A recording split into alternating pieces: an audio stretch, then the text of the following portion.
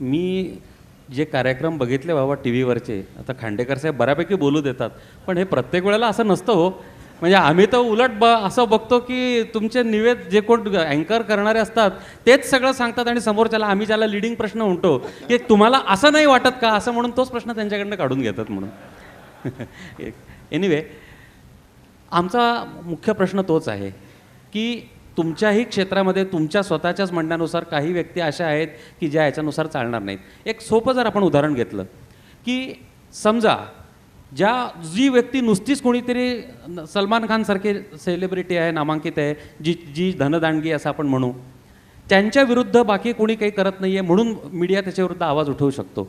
एक काल्पनिक प्रश्न की कोणताही पेपर किंवा कोणतंही वृत्तवाहिनी ही कोणाच्या तरी मालकीची असते.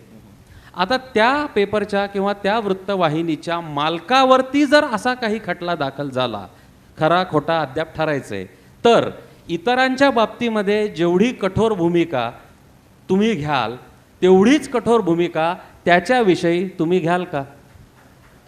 सांगा आपण. नक्कीच, खरं तर घेतली पाहिजे.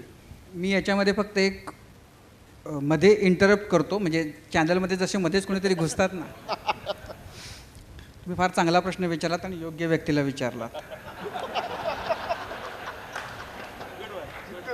कारण असं आहे की तुळशीदास भोयटे ज्या मी मराठीमध्ये काम करत होते, त्या मी मराठीचे जे मालक होते, त्यांची जी काही अंडी पिल्ली लफडी बाहेर काढली ती मीडियानं काढली. मीडियानं तिथं हातचं राखून काही केलं नाही. त्यामुळं की म्हणजे मला वकिलीचं माहिती नाही की एखादा वकील जर काही लफडी करतो तर बाकीच्या वकिलांनी त्याच्याबद्दल आपण कानडोळा करायचा असं करतात का? नाही, असं काही नाही. त्याच्या विरुद्ध वकीलपत्र घ्यायला सगळे तयार असतात. करेक्ट. तर तसंच मीडियामध्ये सुद्धा जर असं काही झालं तर मीडियातले बाकीचे लोक असतात ना. म्हणूनच ते लोकांना कळावं तुमच्या तोंडून, म्हणूनच तुम्हाला मी विचारलं. म्हणजे तुम्ही जो प्रश्न विचारला तो योग्यच आहे. अगदी मालकाविरुद्ध असलं तरी ते दाखवलं गेलं पाहिजे, यात शंका असण्याचं कारण नाही आहे.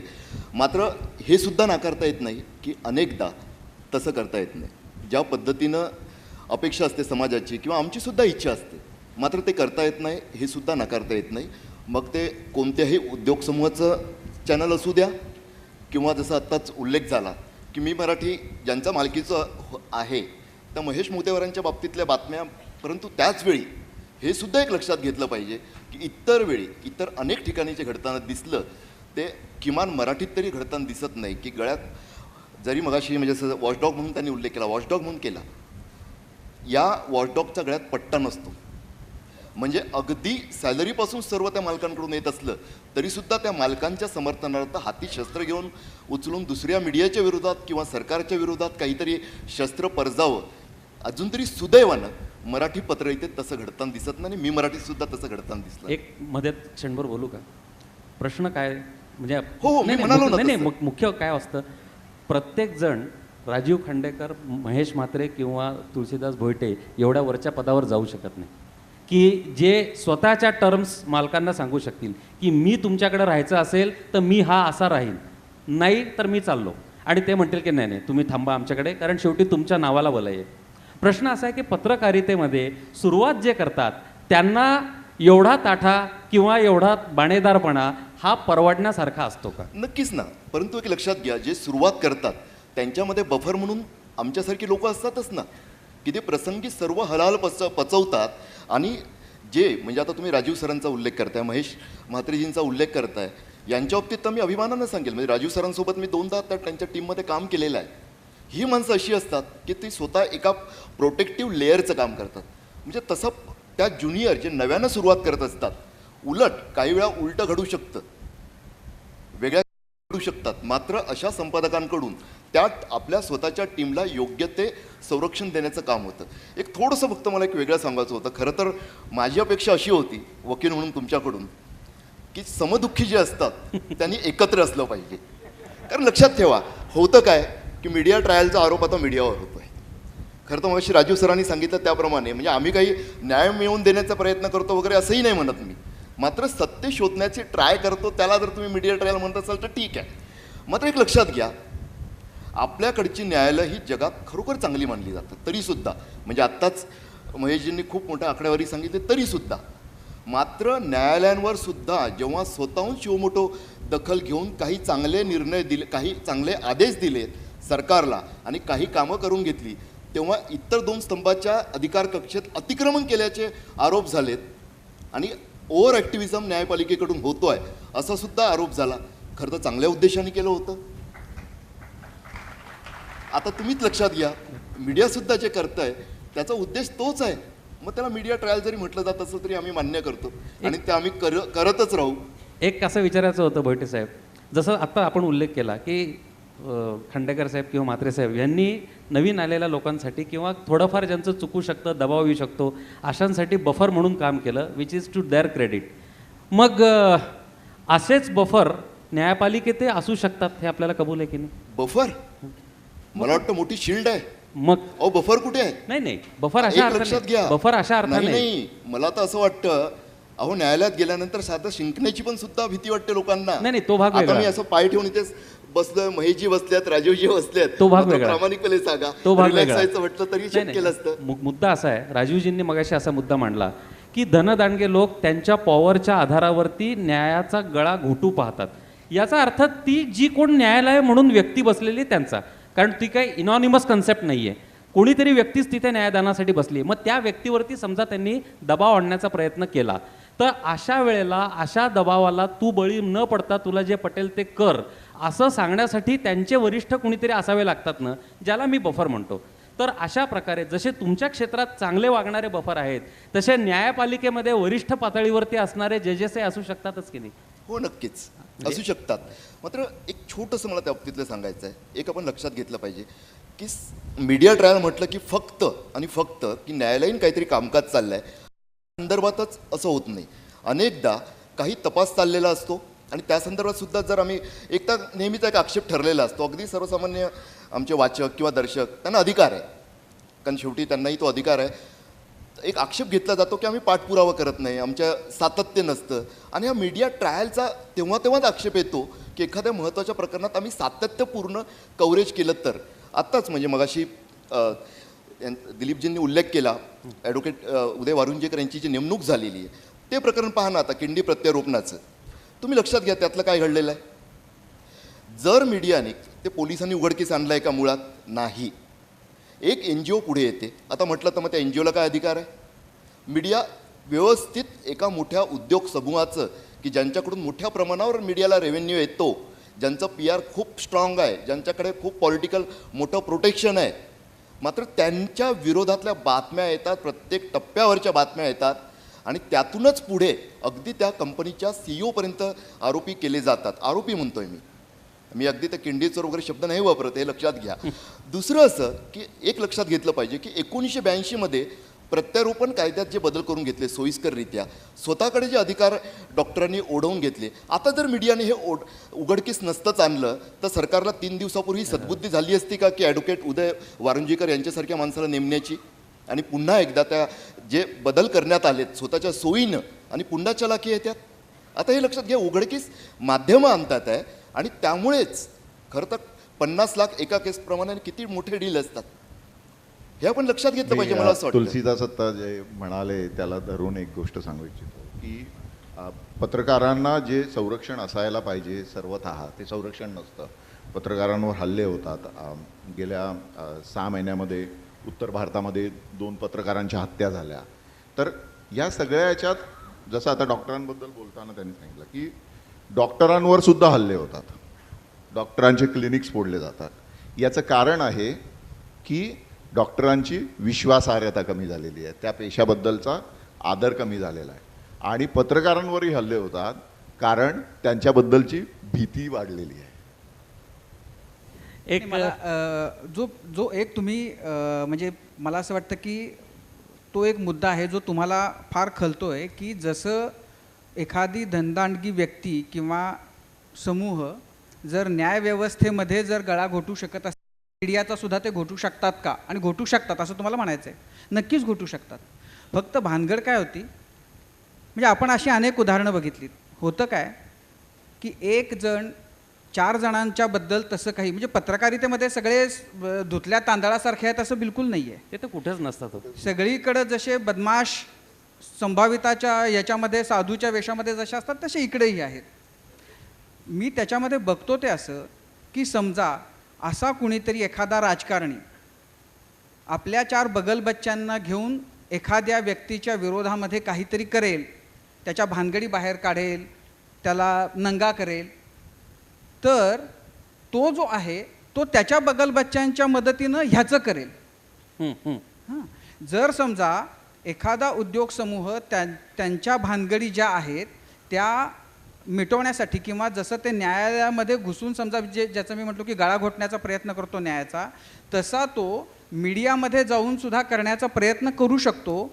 पण न्यायव्यवस्थेमध्ये एकाच न्यायालयात एकाच ठिकाणी ते प्रकरण सुरू असतं. मीडियामध्ये एक व्यक्ती सगळ्या मीडियाला नाही करू शकत. अच्छा, बरोबर. आणि त्या व्यक्तीचे कुणीतरी हितसंबंध ज्याचे दुखावले गेलेले असे कोणीतरी असतात, तेही तेवढीच ताकद बाळगून असतात की ते ह्या भानगडी ज्या आहेत त्या जास्त प्रकर्षानं लोकांच्या समोर येतील याची व्यवस्था करतील. तर ह्या 2 आपण म्हणू रेड्यांच्या टकरीमध्ये जर त्या 2 बदमाश रेडे जर एकमेकांची शिंग मोडत असतील आणि जर माध्यमांच्या मुळं ती मोडली जात असतील तर समाजासाठी चांगली गोष्ट आहे ना. परस्पर काम होत आहेत. वारुंजेकर साहेब, एक सगळ्यांच्या मनामधला आता हा प्रश्न आहे. आता मला त्यांनी मगाशी सांगितलं की आपण समदुःखी आहोत. मी आज दुःखी तर नाही, कारण मी कुठल्याच भूमिकेत नाही. मी आधीच आपल्याला सांगितलं मी खरोखरच कोणाचाच वकील नाही आज. पण डिस्क्लेमर जसं असतं तसं नसतं. एक सगळ्यांच्या मनातला नेहमीचा प्रश्न असतो तो असा, आणि जो सगळ्यांना खटकतो, सत्यमेव जयते हे आपलं ब्रीदवाक्य आहे भारताचं. गमतीचा भाग असा की कंटेम्प्ट ऑफ कोर्ट ॲक्टमध्ये truth shall not be a defence अशी आत्ताची परिस्थिती आहे. कंटेम्प्ट ऑफ कोर्ट जर कंटेम्प्ट आहे असं जर मानलं तर मी जे म्हटलं ते खरं होतं हा बचाव म्हणून वापरता येत नाही. ही आजची कायद्याची परिस्थिती आहे. तर मग यांच्यासारख्यांच्या अनेकांच्या मनात हा प्रश्न पडतो की दुसऱ्या कोणत्याही क्षेत्रात काम करणाऱ्या व्यक्तीला जर तो चुकीचा असेल तर तू चूक केली म्हणायची सगळ्यांना परवानगी आहे. मग फक्त न्यायव्यवस्थेच्या संदर्भामध्ये तुम्ही चूक केली असं म्हणायची इतरांना परवानगी का असू नये? सर्वात पहिल्यांदा कार्यक्रम सुरू झाल्यानंतर 45 मिनिटांनी सूत्रसंचालन करणाऱ्या व्यक्तीनं सर्वात ज्युनियर मोस्ट व्यक्तीला संधी दिल्याबद्दल अत्यंत आभार. क्रम तुम्हीच ठरवून दिला होता. नंबर 2, आचार्य गुरुवर्य अच्युतराव आत्र्यांचा आणि माझा 2 वेळा भेटण्याचा योग आला. चांगले क्षण होते. एकदा फोनवरती बोलायचा योग आलेला होता. आणि या व्यक्तीच्या स्मृतिप्रित्यर्थ कार्यक्रमे म्हटल्यानंतर मी आनंदानं फोन आल्याबरोबर साधारणतः 7व्या किंवा 8व्या सेकंदाला येणार अशा प्रकारचा निरोप दिला होता. मला बरं वाटलं. त्यानिमित्तानं आपली गाठभेट व्हायचा योग आला. खांडेकरांनी जे सुरुवात केली होती की आमचाच माणूस बसवला आहे, तिथपासून सुरुवात करायला पाहिजे. कारण चौथा आणि ज्युनियर मोस्ट वकील किंवा ज्युनियर मोस्ट वक्ता असल्यामुळं कदाचित पुढचा राऊंड माझ्यापर्यंत येणार नाही. म्हणून आत्ता पहिल्या 3 व्यक्तींनी जे सांगितलं आहे त्याच्यावरती माझी प्रतिक्रिया आणि माझी मतं मांडतो. कारण इथं येणारा प्रत्येक जो कोणी गेस्ट आहे हा काहीतरी एक विचार करून या विषयाच्या संदर्भात आलेला आहे. त्यामुळं मी कुणाचा माणूस याच्यापेक्षा मी काळ्या कोटाशी प्रामाणिक राहणारा माणूस हे मला वाटतं जास्त योग्य ठरेल. मी अनेक वेळा असं म्हणतो की आमचा काळा कोट ही आमची एक कवच कुंडल आहे, ज्याचा आता उल्लेख केलेला होता तुळशीदास साहेबांनी. ह्या काळा कोट हा आमच्याकरता कवच कुंडल असतो, जो न्यायाधीश महाराजांना असतो, जो वकिलांना असतो, जो सरकारी वकिलांना असतो. त्याची अट फक्त एवढीच असते, त्या कोटाशी प्रामाणिक राहायला, तर ती कवच कुंडलं तुम्हाला सगळीकडून वाचवू शकतात. त्यामुळं मी या काळ्या कोटाशी प्रामाणिक आहे. त्यामुळे जे खरं आहे त्याला खरं, जे खोटं आहे त्याला खोटं असं आजपर्यंत सांगू शकलो आणि अभिमानानं सांगेन. त्याच्यामुळं आज एवढी ताकद आहे की इथून पुढे देखील मला असंच करायची इच्छा आहे. ईश्वर करो मला ती ताकद आपल्या सगळ्यांच्या सदिच्छेमुळं मिळावी. विषयाला थोडंसं आपण वगळूनच आत्तापर्यंतचे 3ही वक्ते आदरपूर्वक त्यांच्या बाबतीत आदर ठेवून बोलतो, विषयाला धरून बोलले नाहीत असं माझं वैयक्तिक मत आहे. आपण मीडियाबद्दल बोलताय, मीडिया किती चांगला आहे, किती वाईट आहे, काय होऊ शकतं हे सगळं ठीक आहे. पण यातला ट्रायल नावाचा जो शब्द आहे ना त्याच्याकडे आत्तापर्यंत आपले 3ही सन्मान्य वक्ते येऊ शकले नाहीत. ट्रायल कुठून चालू होते याचं जरा थोडंसं आपल्याला श्रोत्यांना जरा सविस्तर सांगितलं पाहिजे. आमच्याकडे असे पक्षकार सुद्धा येतात की जे म्हणतात की साहेब माझी तक्रार पोलिसांनी दाखल करून घेतली नाही. वास्तविक पाहता आमचा कायदा असा म्हणतो anybody can set the criminal law in motion. म्हणजे कुणीही माणूस हा पीडित व्यक्ती असला पाहिजे असं नाही, कुणीही माणूस पोलीस स्टेशनला जाऊन तक्रार दाखल करू शकतो. He can be a first इन्फॉर्मंट, ज्याची प्राथमिकी असं ज्याला आपण हिंदीमध्ये म्हणत असतो, अशी प्राथमिकी नोंदवून घेण्याचं पोलिसांवरती कर्तव्य असतं. कलम 154 आपल्यापैकी ज्यांना इच्छा असेल त्यांनी क्रिमिनल प्रोसिजर कोड काढून बघू शकता. हे न घडल्यामुळं कितीतरी वेळा पर्याय असतो उच्च न्यायालयात जा आणि त्या ठिकाणी याचिका दाखल करा, जे अनेक वेळा सामान्य माणसाला शक्य होत नाही. अनेक कारणं असू शकतात. मग तो पर्याय नंबर 2, आपल्या गल्लीमधले गावामधले भाई दादा तात्या हे प्रमुख ते प्रमुख यांच्याकडे तो जायला लागतो, ज्याला आपण म्हणतो की न्यायालय बाह्य ज्या काही शक्ती आहेत त्यांच्याकडे तो जातो. इथं देखील त्याचं काम पुरेसं जर नाही झालं तर तो कदाचित आपल्या तिघांकडे येत असतो की तो म्हणतो की साहेब एवढा महत्त्वाचा गुन्हा घडलेला आहे, अशा प्रकारचं आहे, पण ते काम करत नाहीयेत, ते त्यांचं कर्तव्यामध्ये चुकारपणा करतायत, म्हणून मी तुमच्याकडे आलोय. आणि मग ती त्याची बातमी तयार होते आणि मग ती आपण सादर करता, जिथून मीडिया ट्रायलला सुरुवात होते असं माझं मत आहे. त्या ठिकाणी FIR नोंदला गेला, त्या ठिकाणी एखाद्या गुन्ह्याची नोंद घेतली गेली की तिथून जो तपास चालू होतो तो तपासी अंमलदार योग्य प्रकारे करेलच याचा भरोसा आज देणं शक्य होत नाही. अतिशय जबाबदारीने विधान करतोय. 7 कॅमेरे रेकॉर्ड करतायत. हे विधान सिद्ध करणं सुद्धा शक्य आहे की आपल्याकडच्या अनेक तपासी अंमलदारांवरती एवढ्या कामाचा बोजा असतो की त्यांना तपासाच्या ऐवजी अनेक ठिकाणी बॉडीगार्ड सारखं काम देखील करावं लागतं. ही सत्य परिस्थिती आपल्या सगळ्या प्रेक्षकांना माहिती आहे. त्यामुळं त्या तपासी अंमलदाराला असणाऱ्या लिमिटेड वेळेमध्ये तो कर्तव्य पूर्ण करत नाही, म्हणून परत आपल्याकडे लोक येतात आणि मग आपण त्या प्रकरणाचा पाठपुरावा चालू करता आणि मग मीडिया ट्रायलमधलं पुढचं पाऊल पडतं, ज्यावेळेस तपासाच्या संदर्भामध्ये तुम्ही पाठपुरावा करायला लागता. पण वकील म्हणून आम्हाला असं वाटतं की मीडिया ट्रायलमध्ये तुम्ही एखाद्या व्यक्तीला अटक केल्यानंतर त्याचा अटक केलेला चेहरा दाखवता की जे ट्रायलला अतिशय खतरनाक ठरतं. उद्याच्याला आयडेंटिफिकेशन परेड म्हणजे ओळख परेड जी असते, त्या ओळख परेडची जी काही एक कायदेशीर मान्यता असते, ती कायदेशीर मान्यता ही येते. कारण जो कोणी साक्षीदार असतो त्याला फक्त विचारलं की तू याला कधी बघितलंयस, हो मी त्या चॅनलवरती बघितलं, ज्यावेळेस त्यांनी मला दाखवलं की या गाडीमध्ये बसलेला होता, त्या शेजारी इकडे हा माणूस बसला होता, तिकडे तो माणूस बसला होता, की हा माणूस आरोपी जो दाखवलेला आहे त्या आरोपीला ओळखलं कसा काय ओळखतो या बाबतीमध्ये ऑटोमॅटिकली क्रॉसमध्ये खूप चांगल्या ॲडमिशन येतात. त्याच्यामुळं खटल्याच्या ज्या निष्कर्ष आहे त्या निष्कर्षावरती परिणाम होतो. मीडिया ट्रायलमधला एक निगेटिव्ह अँगल चालू व्हायला लागतो.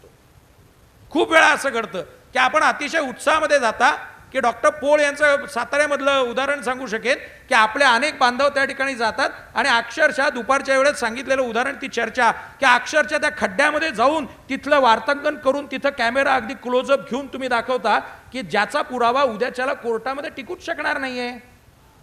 मुंबईमधला जर खटला असेल तर आपल्यापैकी अनेक उत्साही मंडळी त्या ठिकाणी गेलेले होते आणि कोण कसे आता कुठले कमांडो कुठल्या विमानातनी कुठून कसे उतरतायत याचं दाखवलेलं वार्तांकन हे त्या देशद्रोही लोकांना कळलेलं होतं, हे पण आपल्याला माहिती आहे. मग याचा अर्थ असा होतो की मीडिया ट्रायलमध्ये जो इन्व्हेस्टिगेशनचा किंवा ॲक्शनचा जो भाग आहे त्या ठिकाणी जाणतेपणी किंवा अजाणतेपणे, दोन्ही शब्द महत्त्वाचे आहेत, जाणतेपणी किंवा अजाणतेपणी आपला हस्तक्षेप होतोय. रुस्तुम नावाच्या चित्रपटाचं उदाहरण सूत्रसंचालन करणाऱ्या ॲडव्होकेट सुशीलने दिलं. रुस्तुममध्ये जो इन्व्हेस्टिगेटिंग ऑफिसर आहे तो 1969च्या पूर्वीचा होता. त्यामुळे त्यांनी ती दुसरी जी एक ती प्रीती नावाची व्यक्तिरेखा त्या ठिकाणी आल्यानंतर सांगितलं की मी या ठिकाणी इन्व्हेस्टिगेटिंग ऑफिसर आहे आणि तुम्ही या घटनास्थळी मी तपास करत असताना तुम्ही हस्तक्षेप करताय, तुम्ही इथून चालते व्हा. अशा प्रकारचं धैर्य आजच्या इन्व्हेस्टिगेटिंग ऑफिसर दाखवेल का, हा खरा प्रश्न आहे. मीडियाकडे येऊया. तपासामधलं पुढचं पाऊल, चार्जशीट पूर्ण होतं पण तपास अर्धवटच राहतो आणि मग कितीतरी वेळा आपल्यासारख्या व्यक्तींकडं आमच्यासारखे अनेक पक्षकार, आमच्याकडे येणारे अनेक पक्षकार येतात. ते म्हणतात की साहेब एक बातमी चालवली पाहिजे, हा तपासी अंमलदार बदलला पाहिजे. ट्रान्सफर ऑफ इन्व्हेस्टिगेशन यांच्याकडून उचलून आमच्याकडे 2-3 असे परवालीचे शब्द आहेत. नाही CBIला द्या साहेब. काय बाबा CBIचं आणि या खटल्याचं काय संबंध आहे? नाही कमीत कमी मग CIDकडे तरी द्या. आमच्याकडे लोक तशी पण मागणी करतात.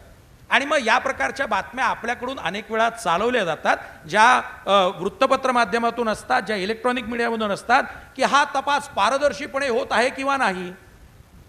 आपलं उद्देश चांगलं असलं तरी देखील यातून जो काही पुरावा, जो काही गोळा करणारी जी व्यक्ती असते त्याच्या मनावरती याचा परिणाम होतो, त्याचा विचार केला गेला पाहिजे. मला वाटतं त्यानिमित्तानं मीडिया ट्रायल नावाचा शब्द आहे. आपण अजून न्यायाधीशांपर्यंत आलेलोच नाहीये.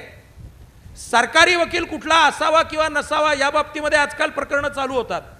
या प्रकरणामधलं वकीलपत्र कुणीच घ्यायचं नाही अशा प्रकारचे ठराव वकील संघ करतात. मला अतिशय खेदानं सांगावंसं वाटतं, आमच्या रूल्समध्ये असं सांगितलं होतं, इथिक्समध्ये, की वकिलानं सर्वसाधारणतः वकीलपत्र घ्यायला नाकारता कामा नये.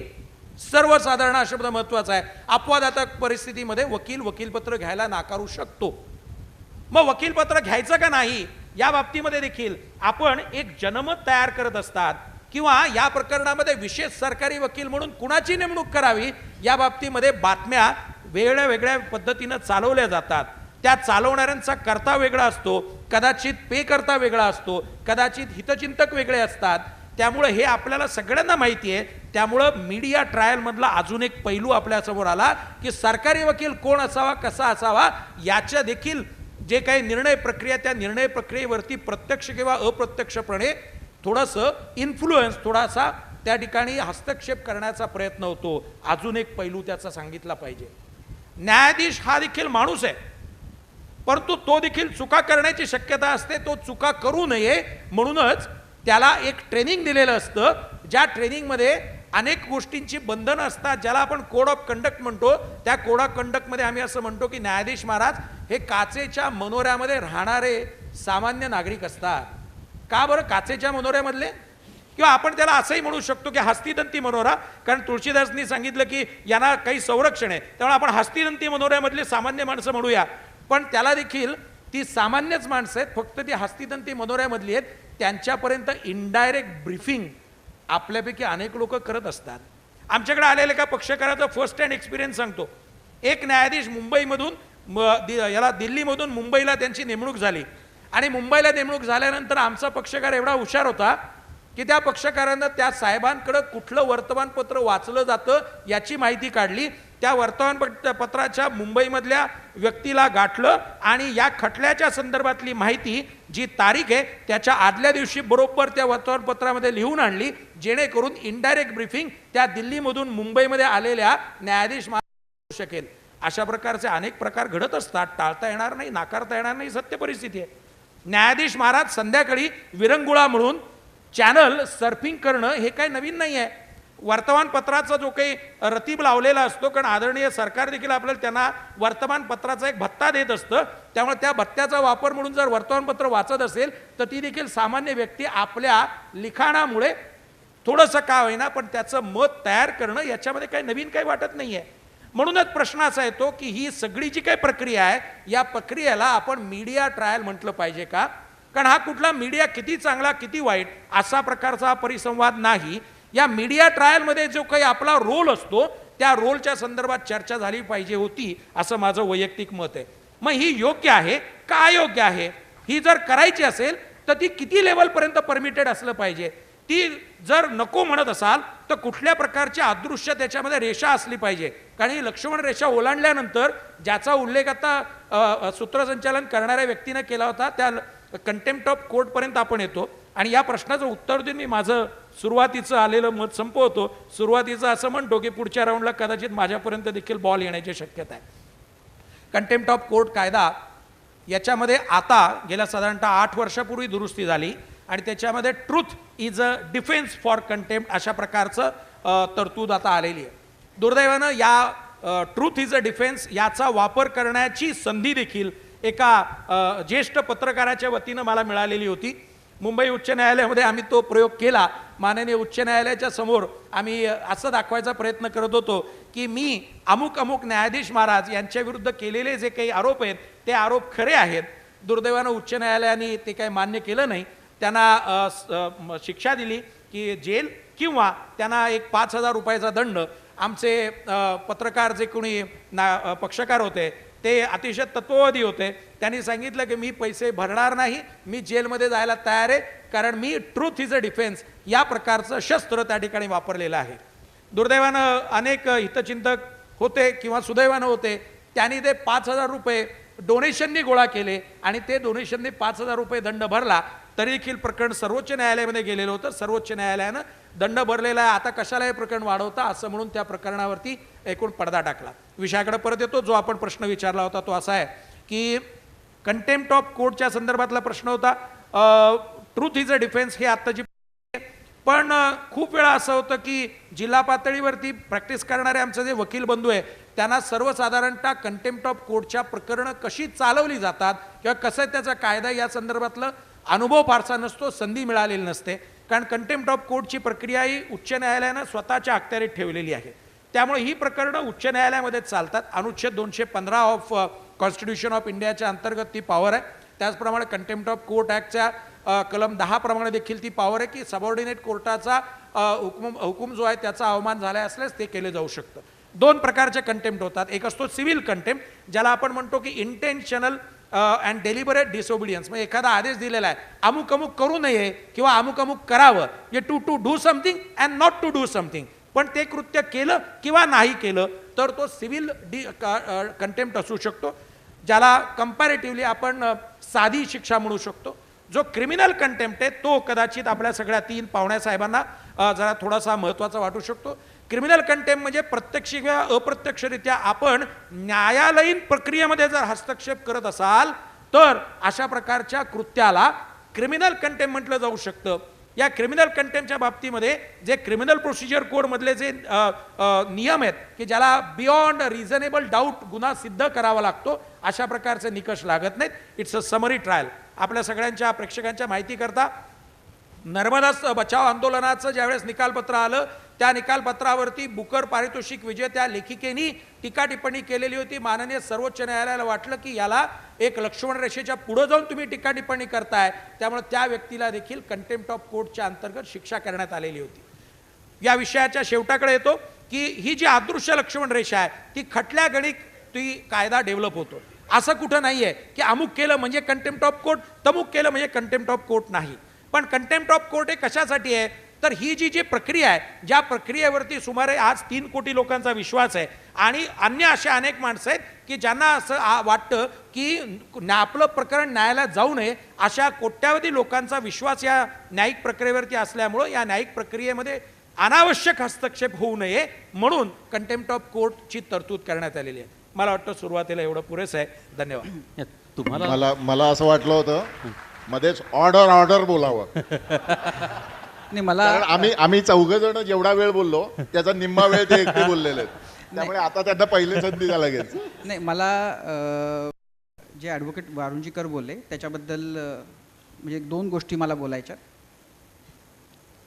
म्हणजे खरं तर वारुंजीकरांसारख्या निष्णात वकिलाशी आपण काही आर्ग्यू करू शकतो याच्यावर माझा विश्वास नाही आहे, पण तरी मी प्रयत्न करतो. Truth is the defence.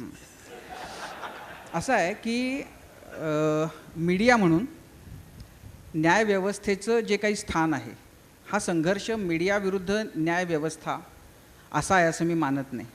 आम्ही न्यायालयाचा कंटेम्प्ट व्हावा अशी कधीही कुणाचीही भावना नसती आणि नसेल. आता मुद्दा काय आहे की कंटेम्प्ट व्हावा असं आमच्याकडनं होत नाही. याचं कारण कंटेम्प्टला घाबरतो असं नाही, पण ज्याचा उल्लेख आता ॲडव्होकेट वारुंजीकरांनी केला की ही जी न्यायव्यवस्था आहे त्याच्याबद्दल समाजाच्या मनामध्ये जी भावना आहे, आता खरं तर त्या व्यवस्थेनं सुद्धा विचार केला पाहिजे की गेल्या काही वर्षामध्ये त्या व्यवस्थेबद्दल सुद्धा जी प्रश्नचिन्ह निर्माण होत आहेत ती का निर्माण होत आहेत, पण मी त्याच्यामध्ये जात नाही. कंटेम्प्ट होऊ नये याच्यासाठी आम्ही प्रयत्न करतो, आम्ही ते टाळतो. आणि अनेकदा असं होतं की ह्या न्यायव्यवस्थेमधल्या असंख्य गोष्टी अशा असतात की ज्या जेव्हा घडतात तेव्हा म्हणजे कदाचित अतिशयोक्ती वाटेल, पण आतून गरम व्हायला होतं, पण त्या गोष्टी आम्ही करत नाही, आम्ही त्या बोलत नाही. मी थोडासा वेळ घेतो आणि मी जस्टिस बाळकृष्णन आणि ह्या मंडळींच्या समोर माझ्या आयुष्यातला एक प्रसंग मी सांगितला होता आणि जो मी अशासाठी सांगितला होता की दीर्घकालीन एक खतखत अस्वस्थता त्या प्रसंगानं माझ्या मनामध्ये निर्माण झाली होती, तो मला सांगावासा वाटतो. मी जेव्हा दिल्लीमध्ये होतो त्यावेळेला माझा एक मित्र, ज्याचे वडील एक फार नामवंत आणि अभ्यासू असे खासदार होते, मंत्रीही होते, तो त्याच्या एका मित्राला घेऊन, मी इथं नावं कोणाचीच घेत नाही, एका मित्राला घेऊन आला होता. हा जो मित्र होता तो केमिकल इंजिनियर होता आणि मोठं उराशी स्वप्न बाळगून की नाही आपण नोकरी करायची, आपण उद्योग करायचा असं म्हणून त्यानं आपल्या जिल्ह्याच्या ठिकाणी एक छोटा उद्योग सुरू केला. त्याला खूप चांगल्या ऑर्डर्स मिळायला लागल्या, मल्टीनॅशनल कंपन्यांच्या ऑर्डर्स मिळत होत्या. त्याच्या शेजारीच एक ट्रस्ट होता, एक धार्मिक ट्रस्ट होता. त्या ट्रस्टला त्याचा विस्तार करण्यासाठी जागा हवी होती आणि ही जागा, शेजारची जी जागा आहे ती त्यांना आपल्याला मिळावी अशी वाटत होतं. ह्या तरुणानं तिथं आपली चांगली उत्तम चालणारी फॅक्टरी बांधली होती. त्यांनी ह्याला आग्रह केला की तू आम्हाला ती दे. ह्यानं त्याला नकार दिल्यानंतर त्यांनी वेगवेगळ्या पद्धतीनं त्याला त्रास द्यायला सुरुवात केली. इतका की म्हणजे पोल्युशन कंट्रोल बोर्ड, वेगवेगळी लोकल कोर्ट्स, जिल्हा न्यायालय, हायकोर्ट, प्रत्येक ठिकाणी त्यांनी ह्याची फॅक्टरी बंद व्हावी याच्यासाठी प्रयत्न केले. प्रत्येक ठिकाणी निकाल ह्याच्या बाजूनं लागले. ह्याची फॅक्टरी धोका पोहोचवणारी आहे अशाबद्दलची केंद्रीय पर्यावरण मंत्रालयाला जी पत्रं आली त्याच्यामध्ये ऑस्ट्रेलियाच्या एन्व्हायरमेंट मिनिस्टरचं, अमेरिकेतल्या कुठल्या तरी राजकारण्याची पत्रं आली होती, ज्यांचा ह्या इतक्या छोट्या विषयाशी काही संबंध नव्हता. पण हा जो ट्रस्ट होता यांचे लागेबांधे सगळीकडे होते. त्यांनी आपल्या चेल्यांच्या मदतीनं दबाव आणायचा प्रयत्न केला होता. हे प्रकरण सुप्रीम कोर्टामध्ये आलं होतं. सुप्रीम कोर्टामध्ये ज्यांच्यासमोर हे प्रकरण आलं, जेव्हा त्याचं हिअरिंग झालं तेव्हा या ट्रस्टच्या लोकांनी ह्याच्याच वकिलाला तिथं फितवलं, म्हणून त्याला काय शब्द वापरतात कायदेशीर भाषेत मला माहिती नाही, आणि ह्याच्या वकिलानं कोर्टाला सांगितलं आम्ही जागा सोडायला ती तयार आहोत आणि जजनी ती जागा त्यानं सोडायला पाहिजे अशा टाईपचा काहीतरी तो निकाल दिला, ज्याच्यामुळं त्याचं सगळं इतक्या वर्षाची मेहनत पाण्यात जाणार होती. तो निकाल त्याच्या विरोधात गेला होता आणि हा माझा मित्र त्याला घेऊन जे आला होता ते रिव्ह्यू पिटिशन फाईल करण्यासाठी आला होता. आणि मी माझ्या आयुष्यात पहिल्यांदा सुप्रीम कोर्टात किंवा कुठल्याही कोर्टात पहिल्यांदा जे गेलो ते ह्या दोघांच्या बरोबर सुप्रीम कोर्टामध्ये मी गेलो. जेव्हा हे प्रकरण आलं समोर, त्या जे जस्टिस होते, खूप मोठं त्यांचं नाव आहे, मी त्यांचं नाव घेऊ इच्छित नाही, त्यांनी ते बघितलं आणि ती फाईल अक्षरशः अशी टाकली बाजूला आणि ते त्याच्यावर ओरडले की तुला माहिती आहे की मागच्या खेपेला तू तमाशा केला होतास आणि तुला मी आत टाकू शकलो असतो वगैरे असं अद्वात. मला मी जरा मागं होतो त्यामुळं मला फार सगळं नीट ऐकू येत नव्हतं, पण हा ज्याचा वकिलांवरचा विश्वास उडाला होता म्हणून, या जो स्वतःची केस तिथं रिव्ह्यूसाठी घेऊन आला होता, तो लट कापत होता आणि त्याच्या आयुष्याचं जे काही होतं ते तिथं संपलं, कारण त्याचं रिव्ह्यू पिटिशन रिजेक्टच झालं होतं. नंतर मी बाहेर आलो. मला कोर्टाचं हे भयंकर अस्वस्थ करणारं होतं. कोर्टाच्याबद्दल माझ्या मनामध्ये ज्या भावना होत्या त्याला धक्का देणारं होतं, कारण मला दिसत होतं की हे सुप्रीम कोर्टाचं सगळ्यात मोठं जे आहे ते आता ह्याच्या पलीकडे आता काय असू शकतं. रिव्ह्यू पिटिशन ही रिजेक्ट झाल्यानंतर मला त्याची बातमी द्यायची होती, पण मला असं सांगितलं माझ्या ऑफिसमधल्या आमच्या वकिलांनी की ही जर तुम्ही दिलीत तर कंटेम्प्ट होईल. ती बातमी मी दिली नाही.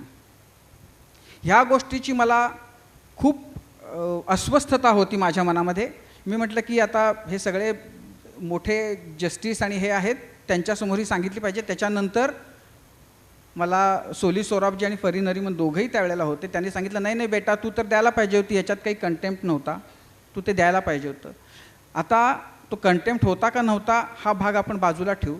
हा जो तरुण होता, मी मध्यंतरी म्हणजे आता ह्याही गोष्टीला साधारण 15 वर्ष झाली असतील, मी बातमी वाचली की तो भ्रमिष्ट झाला आहे आणि एका मोठ्या वर्तमानपत्राच्या पहिल्या पानावर बातमी होती की आता त्यानं स्वतःचे अवयव विकायला काढलेत, की माझी किडनी घ्या म्हणजे इतके पैसे मला मिळतील, माझा डोळा घ्या, असं तो पूर्ण उद्ध्वस्त झाला होता. आता मला असं वाटलं की हे मी करायला पाहिजे होतं, पण मी केलं नाही, कारण मला असं म्हणजे मला असं सांगितलं गेलं की कंटेम्प्ट जेव्हा जर तुम्ही केलात ह्याच्यामुळं कंटेम्प्ट होईल. कंटेम्प्ट होऊ नये याच्यासाठी माझी खात्री आहे मीडियामधला प्रत्येक माणूस, आणखी नेहमी कंटेम्प्ट टाळण्यासाठी किती धडधडीतपणानं दिसणाऱ्या गोष्टी आम्ही केल्या नाही त्याची उदाहरणं देऊ शकतो, मी ती देत नाही. वारुंजीकर साहेबांनी जे दुसरे मुद्दे सांगितले त्याच्याकडे मी येतो. त्यांनी 2-3 मुद्दे सांगितले की एखादा माणूस FIR नोंदवायला जातो, तो नोंदवून घेतला जात नाही, मग तो काय दादाभाई करतो किंवा मीडियाकडे येतो. मी फार म्हणजे अधिकारानं सांगीन असं म्हणतो की जर FIR नसेल तर त्याची बातमी होत नाही. आम्ही आग्रह धरतो की तुम्ही FIR आहे का हे बघा. आता एखादा अधिकारी पोलीस स्टेशनचा असेल किंवा एखादी व्यक्ती वारंवार ह्या पद्धतीचं वर्तन करत असेल आणि जे सर्वसामान्यांच्या प्रश्नांच्याबद्दल किंवा FIR नोंदवून घेण्यासारखी गोष्ट जर सातत्यानं करत असेल आणि जर मग त्याच्यामागची कारणं काय आहेत हे कळत असेल तर ती गोष्ट लोकांच्या समोर आणताना जर त्याच्यामध्ये लक्ष्मण रेषा जी आपण म्हणतोय ती ओलांडली गेली तर माझ्या मते त्याला नाईलाज आहे. पहिली गोष्ट. जेव्हा आरोपी जो आहे त्याचा चेहरा दाखवला जातो, ह्याला मीडिया कसा काय जबाबदार आहे? जर आपल्याला चेहरा दाखवणं हे जर आपल्याला अंतिम न्याय मिळण्यामध्ये इतकं जर मुश्किल होत असेल, त्याच्यामुळे अडचणी होत असेल, त्याची काळजी पोलिसांनी घ्यावी. पोलिसांनी जर त्याचा चेहरा झाकवून जर त्याला नेलं कोर्टामध्ये, मीडिया काय येऊन त्याचा चेहऱ्यावरचा बुरखा फाडणार आहे? मीडिया का कोर्ट जर कोर्टाला हा इतका महत्त्वाचा मुद्दा वाटत असेल, कोर्ट अशी ऑर्डर का देत नाही पोलीस खात्याला की यापुढं जर कुठल्याही एखाद्या आरोपीचा चेहरा मीडियावर दिसला तर जो संबंधित पोलीस अधिकारी आहे त्याच्यावर आम्ही सुमोटो ॲक्शन घेऊ? लगेच एक 30 सेकंद मागतो. अशा प्रकारचं पूर्वीपासून हे कायद्यामध्ये अभिप्रेत आहे की हे या प्रकारे तपास करायला पाहिजे, पण आमचे कितीतरी तपासी अंमलदार गुन्हेगारांना समोर खालती बसवतात आणि त्याच्या पाठीमागे वाघ मारल्यासारखे उभे राहतात. याच्याबद्दल आणि मीडिया दोषी? याचे फोटो लावणार का नाही लावणार हे ठरवायला पाहिजे. याच्याबद्दल मीडियाला कसं दोषी धरणार आपण? नो मी मीडियाला दोषी असं म्हणत नाही, मीडिया चर्चा या उद्देशानं व्हायला पाहिजे. मीडियाला. तिसरी गोष्ट, आपण 26/11चं उदाहरण दिलं. आता 26/11च्या बद्दल आपल्या देशभर खूप लोकांनी ओरडा केला की ते नेव्हीचे कमांडोज जेव्हा उतरत होते तेव्हा चॅनलवाल्यांनी दाखवलं आणि त्यांचे जे कोण तिकडचे होते हँडलर्स त्यांना कळत होतं की हा इथं उतरतोय, तो तिथं उतरतोय आणि ते त्यांना त्याप्रमाणे डायरेक्शन देत होते. आता मी हे फार जबाबदारीनं सांगतोय आणि याच्याबद्दल मी त्यावेळेला लोकसत्तेमध्ये लिहिलेलं आहे. अत्यंत बकवास आणि भंपक अशा स्वरूपाचे आर्ग्युमेंट आहे. अशासाठी 26/11ला कमांडो उतरत असतानाचं सगळ्यात पहिलं दृश्य त्यावेळच्या स्टार माझानं दाखवलं. जेव्हा हे सगळे उतरत होते तिथलं ऑपरेशन सुरू होतं, तिथं आमची OB व्हॅन नव्हती. आमचा जो कोणी रिपोर्टर कॅमेरामन होते त्यांनी जिथून ते शूटिंग घेतलं तिथून ते ऑपरेशनचं ते 10-15 मिनिटाचं शूटिंग घेऊन ते आले खुरडत.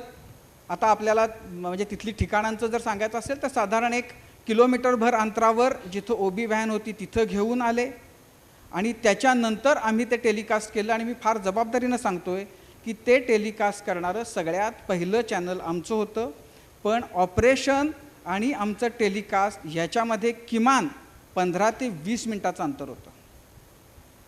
पुढची गोष्ट, जेव्हा 26/11 घडत होतं तेव्हा त्याच्यामध्ये मीडियानं अतिरेक केला नाही असं मला बिलकुल म्हणायचं नाही आहे.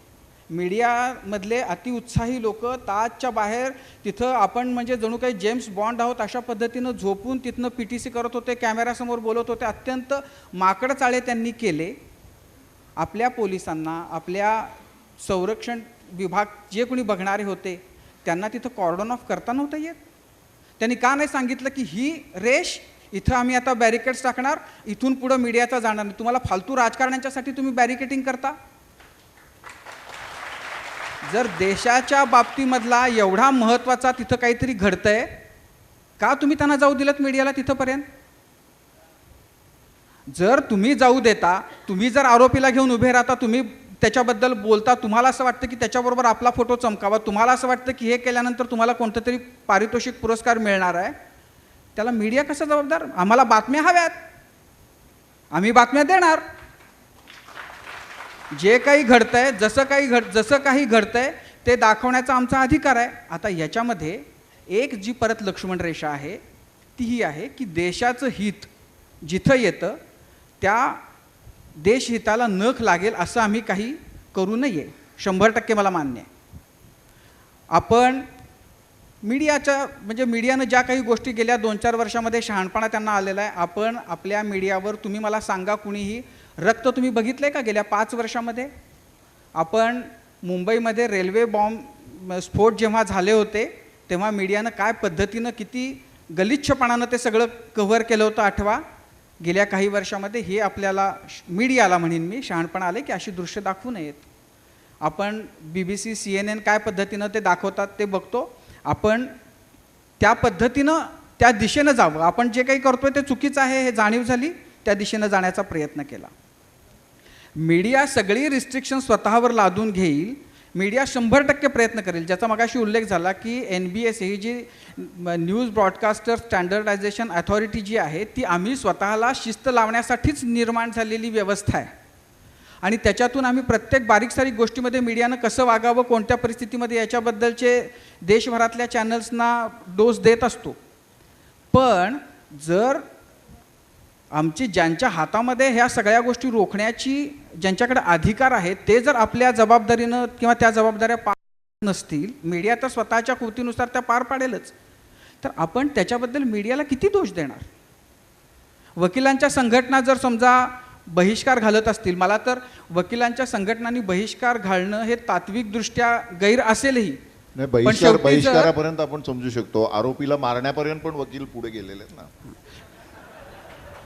नाही तर मला तेच म्हणायचं आहे की बहिष्कार तात्विकदृष्ट्या गैर असू शकतो, पण शेवटी वकील हा सुद्धा माणूस आहेच आणि त्याच्या भावना असू शकतात. जर दाभोळकरांचा निर्घृण खून करणाऱ्या व्यक्तीला वकीलपत्र मिळू नये असे वकिलांचे, आता ते काय विचार करून तो निर्णय घेतात ते मला माहिती नाही, पण त्यांच्या त्या निर्णयाला आपण मीडिया ट्रायलशी कसं काय जोडणार? म्हणजे मीडियाच्याकडे इतकं बघून जर सगळं होत असेल तर म्हणजे रामराज्य यायला पाहिजे. मीडिया खूप चांगल्या गोष्टी देतो. मला असं वाटतं की मीडियाचा जो आपण अपेक्षा मीडियाकडनं जरूर ठेवाव्यात, पण ज्यांच्या हातामध्ये ज्या गोष्टी करणं आहे त्यांनी त्या गोष्टी केल्या तर मीडिया आत्ता जे करतोय ते करण्याची वेळ, ते करण्याची गरज मीडियावर येणार नाही असं मला अत्यंत नम्रपणानं सांगायचं आहे.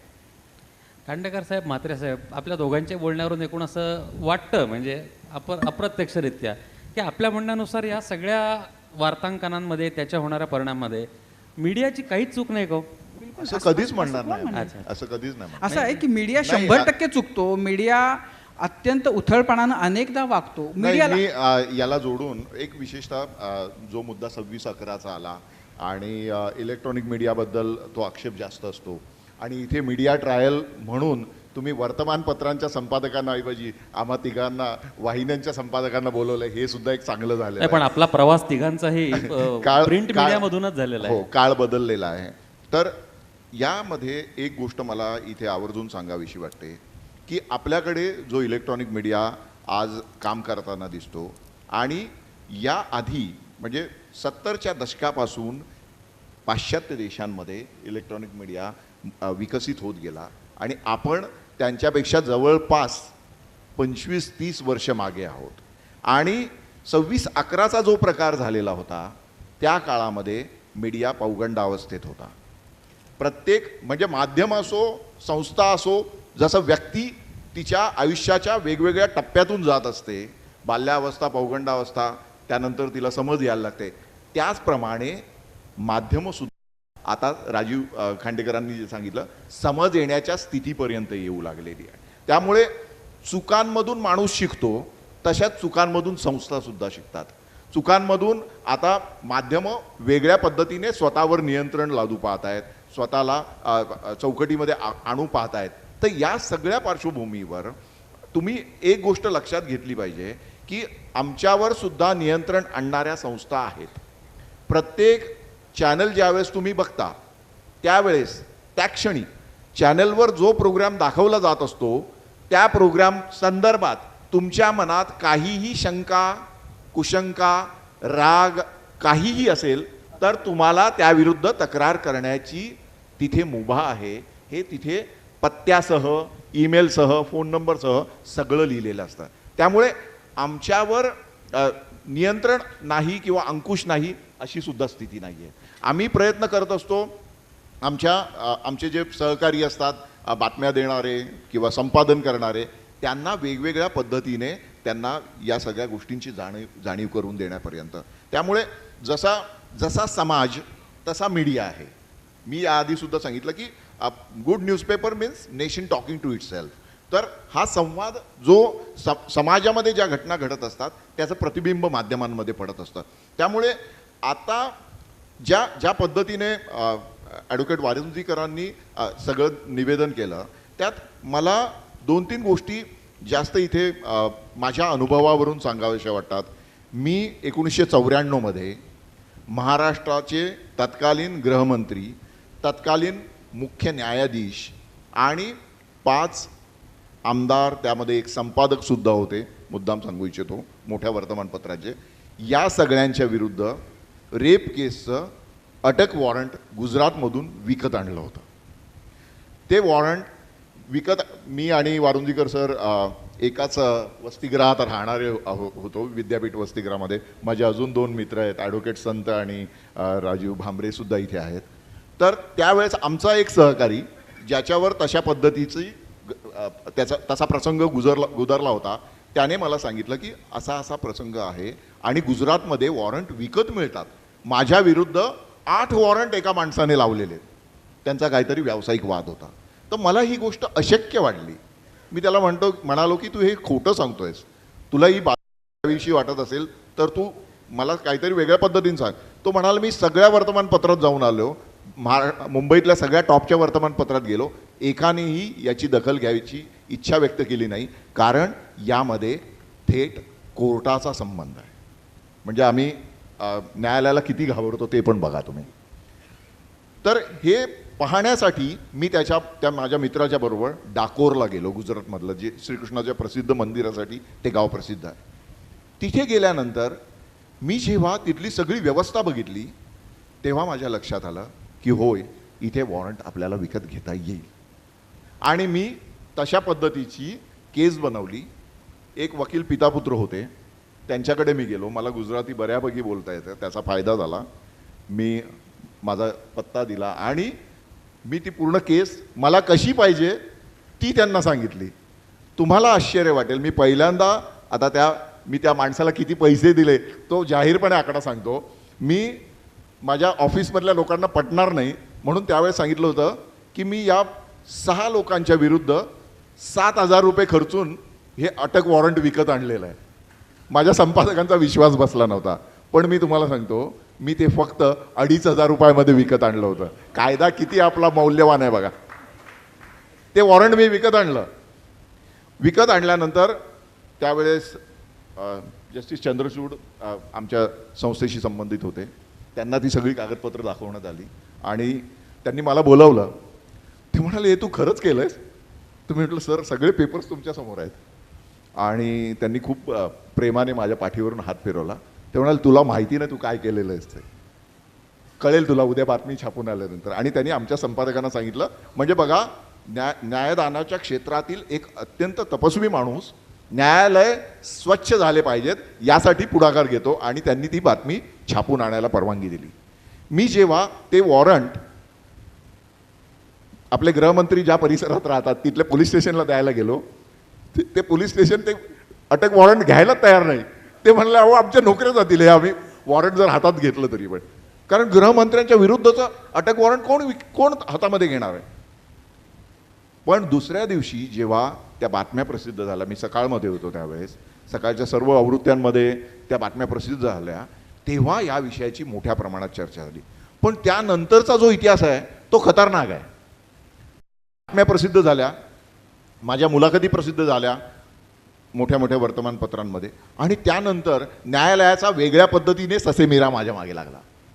गुजरातमधली ती घटना असल्यामुळे गुजरात हायकोर्टाचे लोक माझ्याकडे यायला लागले.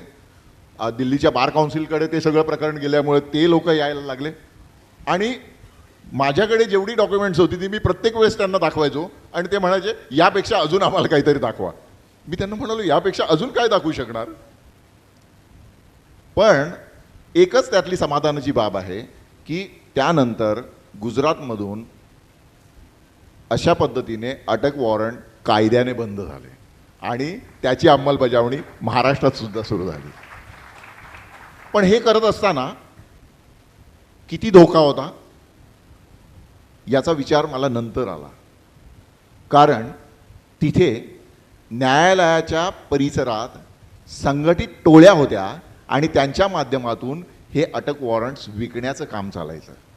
त्यांना जर तिथे लक्षात आलं असतं त्यावेळेस त्या अपरिचित प्रदेशात की हा माणूस पत्रकार आहे आणि हा वेगळ्या पद्धतीने या विषयाला वाचा फोडण्यासाठी हे वॉरंट्स विकत घ्यायला आलेला आहे, तर कदाचित मी तिथून जिवंत परत येऊ शकलो नसतो.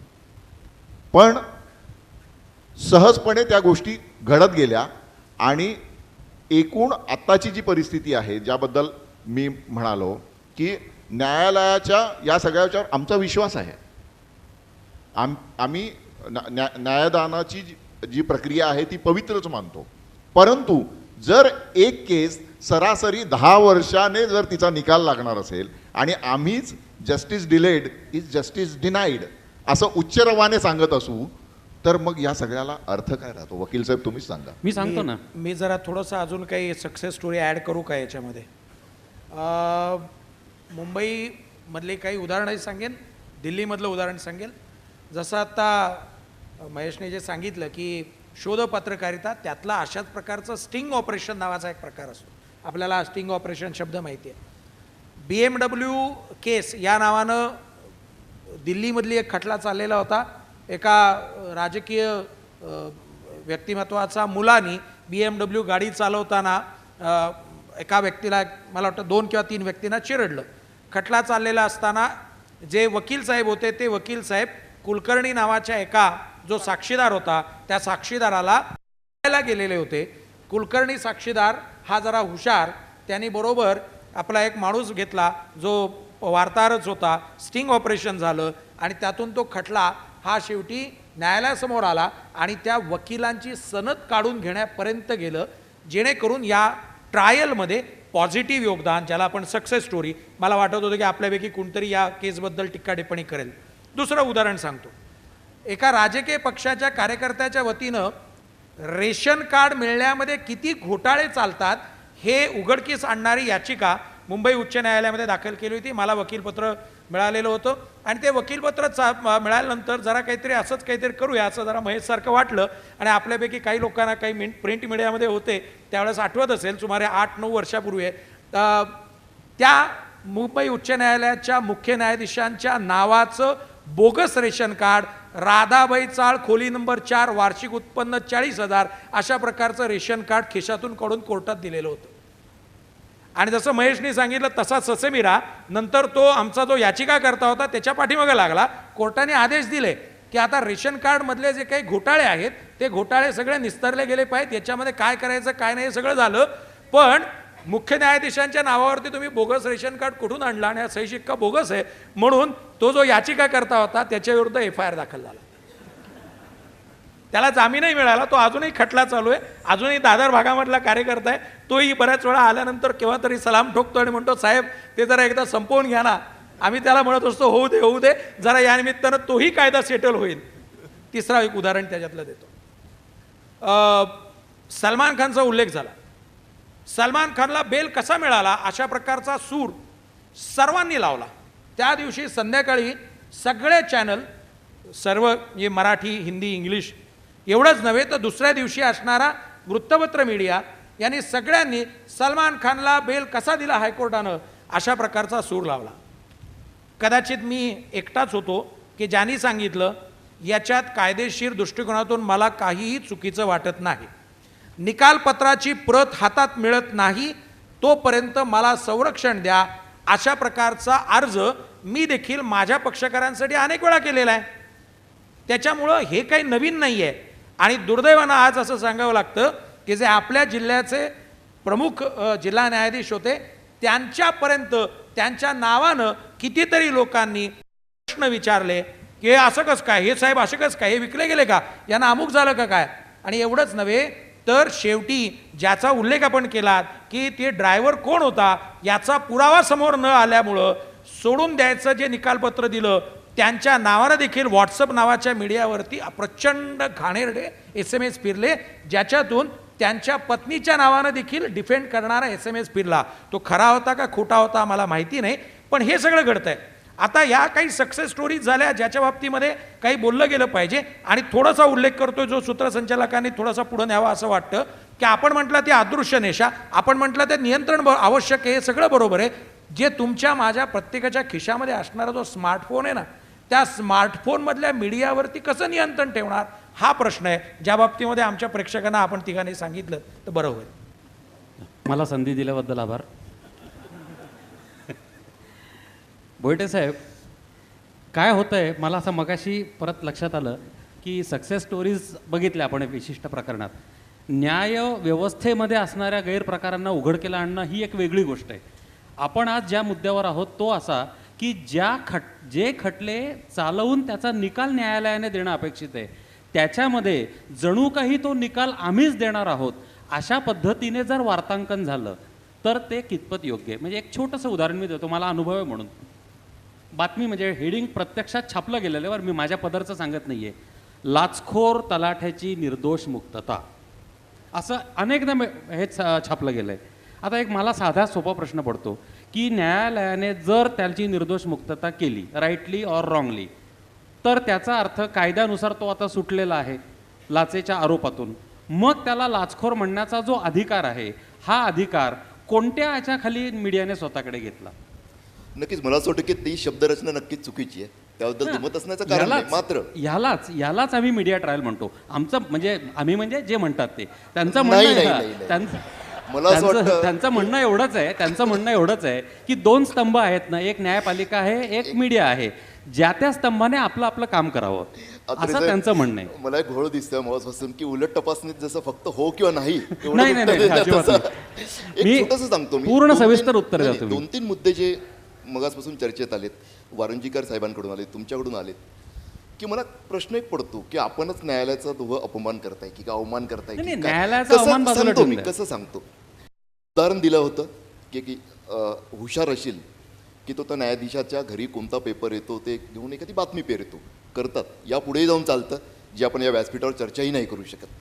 मात्र त्याविषयी ट्रायलच होऊ शकत नाही आहे, कारण एक वेगळा धोका नाही तर आपण सर्वच ओढवून घेऊ. विषय असा आहे की मग अशी रुस्तमचा विषय आला. रुस्तममध्ये जे होतं त्या काळात जी ज्युरी सिस्टीम होती की ज्यात खरं तर न्याय यंत्रणेत नसलेले माणसं ज्युरी म्हणून बसायचे, त्या सर्वसामान्य माणसांना प्रभावित करणं कदाचित त्या काळात शक्य होतं. म्हणजे जे काही दाखवलं गेलं त्या चित्रपटात किंवा त्या केसविषयी ज्यांना ज्यांना माहिती आहे ते लक्षात घेतलं तर. मात्र आजच्या काळात खरोखरच माध्यमं काय चालवत आहेत ते लक्षात घेऊन सन्माननीय न्यायाधीश न्याय देतात आहे, निकालपत्र ठरवतात आहे की समोर जे पुरावे येतात. कारण माझ्यासारख्या सामान्यांना असं अभिप्रेत असतं की जे काही साक्षी पुरावे समोर येत असतात ते लक्षात घेऊनच कोणत्याही प्रभावाखाली न येता न्यायाधीश न्याय देत निकालपत्र लिहित असतात आणि तसंच न्याय देतात. एकच मिनिट मी मध्ये फक्त, हा तुमचाच विषय आहे म्हणून तुम्हालाच पुढे बोलण्यासाठी. लॉ कमिशनचा रिपोर्ट क्रमांक 200 जो आहे तो मीडिया ट्रायलवरच आहे. हो. त्याच्यामध्ये रिलायन्स पेट्रोकेमिकलच्या केसचा उल्लेख केलेला आहे आणि त्याच्यामध्ये तत्कालीन सर्वोच्च न्यायालयाचे जे सरन्यायाधीश होते त्यांनी शब्द असा वापरला आहे की जजेस cannot claim to be superhuman. म्हणजे तुम्ही जे म्हणालात की आपल्या डोळ्यासमोर येणारी गोष्ट, आपण ऐकलेली गोष्ट, या गोष्टींचा त्यांच्यावर अजिबात परिणाम न होता ते निकाल देऊ शकतील ही शक्यता कमी आहे. हे मुळात स्वतः न्यायालयाचंच मत आहे. म्हणूनच त्यांचं म्हणणं असं आहे की त्यांच्यापुढे डिस्टॉर्टेड बातम्या येता कामा नये. बरोबर आहे.